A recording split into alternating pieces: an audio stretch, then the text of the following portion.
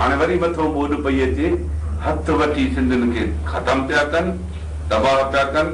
उन जो ज़िम्मेवार असां पीपल्स पार्टी जी गवर्नमेंट खे सम्झूं पिया।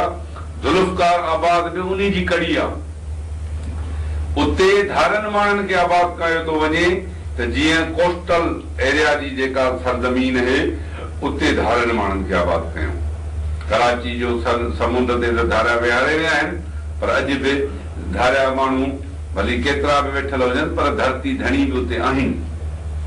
अॼु बि ही कोशिश पिया कनि त असीं केटी बंदर, शाह बंदर वारा इहे इलाइक़ा सॼा जेके आहिनि से जेका साम्हूं जी पट्टी वारा आहिनि हिते धारी आबादकारी कयूं, धारियुनि खे हिते सेटल कयूं ऐं मुक़ामी माण्हू जेके हज़ारे सालनि खां उनजा ॻोठ ठहियल आहिनि उहे ज़ोरीअ पटाइनि पिया।